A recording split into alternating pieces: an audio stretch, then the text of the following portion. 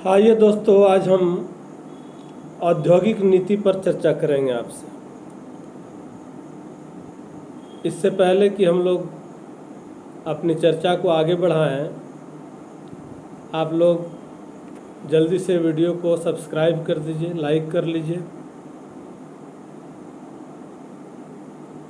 मैं doctor Rajiv Ranjan, department of economics, Deoghar college Deoghar.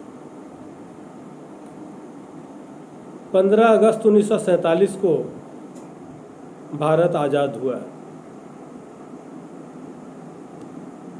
आज़ादी के बाद इस देश को एक स्वतंत्र औद्योगिक क्षेत्र में नए परिवर्तन की सोच को लेकर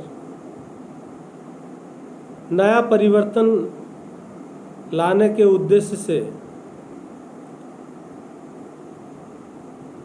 औद्योगिक क्षेत्र में कुछ नया करने के जज्बे को मूर्त रूप देने के लिए केंद्र की सरकार ने औद्योगिक नीति की रूपरेखा बनाई। अब इस देश की अर्थव्यवस्था मनचाहे रूप से, स्वतंत्र रूप से औद्योगिक क्षेत्र में देश के विकास के काम के लिए तैयार हो रही थी। स्वदेशी उद्यम, डोमेस्टिक एंटरप्राइज को अब विदेशी हितों के अधीन कार्य करने की ज़रूरत नहीं थी, क्योंकि लंबे समय तक जब यह देश गुलाम था तो इस देश की पूरी व्यवस्था जो थी वह कभी अंग्रेज़ों के हाथों, कभी मुग़लों के हाथों, कभी आताताइयों के हाथों गुलाम रहा। इसलिए देश के लोग चाह करके भी अपने इच्छा, योग्यता और संसाधन को सही दिशा में ले जाने के लिए पहल नहीं कर पा रहे थे। औद्योगिक वातावरण को साफ करने की आवश्यकता महसूस हो रही थी और तत्कालीन केंद्र की सरकार ने 6 अप्रैल 1948 को राष्ट्रीय सरकार ने औद्योगिक नीति की घोषणा की। यानी केंद्र की सरकार ने 6 अप्रैल 1948 को औद्योगिक नीति की घोषणा कर दी। यह औद्योगिक नीति जो मिश्रित अर्थव्यवस्था कायम करने के सुझाव के साथ शुरू हुआ।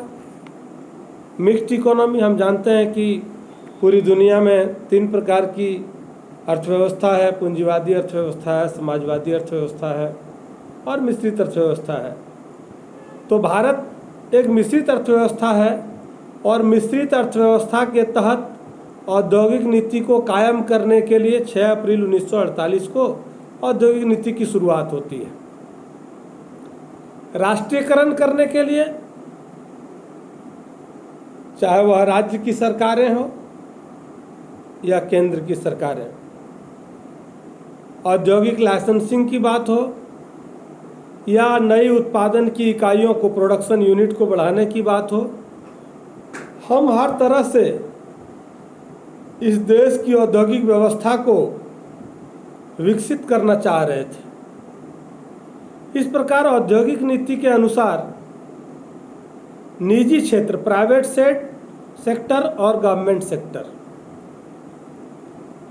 दोनों मिलकर के साथ साथ काम करना चाहता था और